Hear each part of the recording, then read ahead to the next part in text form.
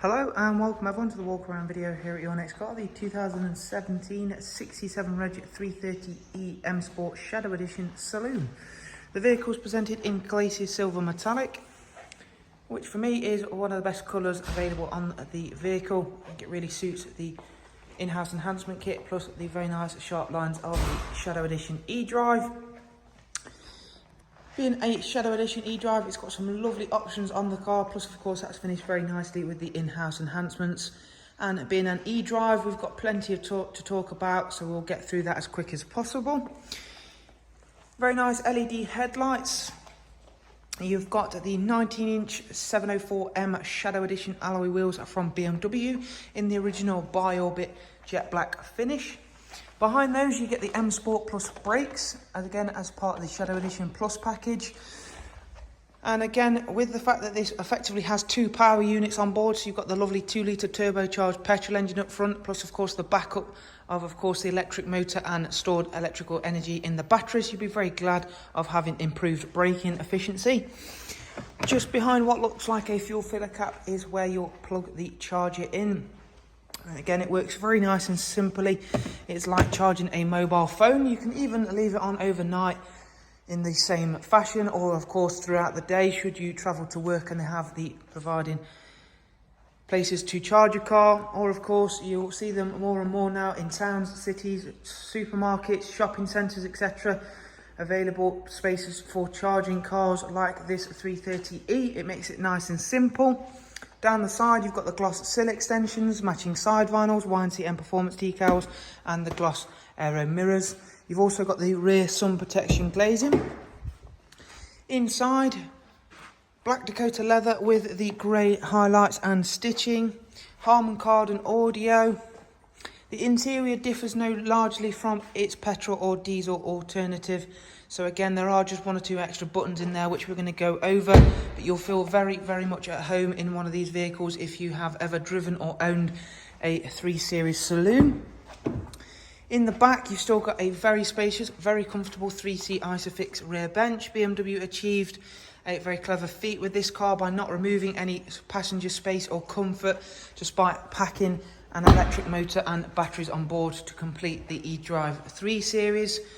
Round at the back, you've got the Shadow Edition rear lights, which differ because they are slightly darker than the regular LED facelift versions. You've got a gloss rear diffuser and rear spoiler. If we just open up the hatch, in there you'll find a good sized boot. The only little bit of compromise you have to make is the fact you'll lose a bit of boot depth, because of course underneath the floor is the stored batteries and electric motor. But again, it is a very small compromise to make for a big gain in terms of having that ability to drive on the stored electric energy and the extra boost of the electric motor. Speaking of stored electrical energy, on pure electric drive, once you've fully charged the car, which takes around about 3 to 4 hours, BMW do give a claimed range of around about 27 to 30 miles of electric range. Now that will vary on driving style, driving conditions and a few other varying factors of course, but generally so you should be able to hit that claimed estimated range very easily, and it will take around about 2 to 3 hours to fully charge the car from a regular household socket. And again, that will vary. If you are using one of the ones that are a bit faster, you can quicken that time up. Car's covered just over 66,000 miles. It is currently started, so yeah, it is running on electric at the moment. You've got the professional wide nav and media, which is great to have. You can see that lovely big widescreen nav. You've got Bluetooth telephone and audio. You've got DAB, music collection, USB, and of course Bluetooth line-in.